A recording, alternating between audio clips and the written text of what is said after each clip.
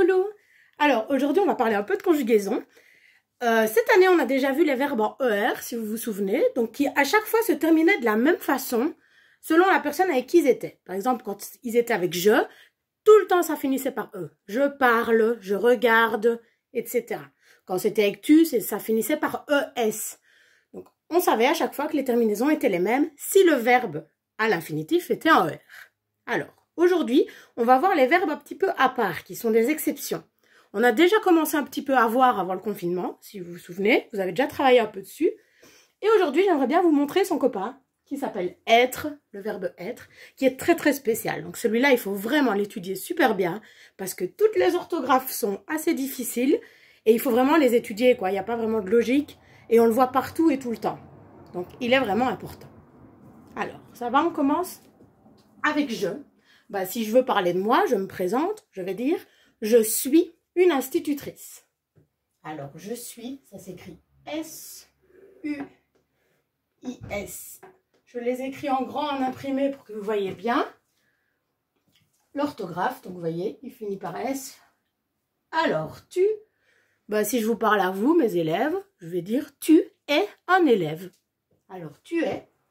Ça, il y a toujours la règle du tu qui tient son S en laisse. Vous vous rappelez comme un petit chien. Donc, ça se finit toujours par un S avec le tu. Cette fois-ci, ça s'écrit ES. Tu es. Alors, il ou elle, je parle de quelqu'un. Il est gentil. Alors, ça se prononce de la même façon que le tu, sauf que cette fois-ci, on rajoute un T à la fin. Il est gentil. Si c'est une fille, elle est gentille. Là, il faudrait que je change aussi la fin de gentil. Et alors, attention, j'ai mis entre crochets. Un qu'on voit souvent, c'est le c'est. Qui s'écrit de la même façon. C'est comme il est. C'est quand on montre quelque chose. Oh, c'est là-bas. C'est beau, ça. Ça, c'est ma maman. Donc, on présente quelqu'un, on montre quelque chose. Celui-là, on le voit souvent. On l'a même déjà eu dans des dictées, je me souviens.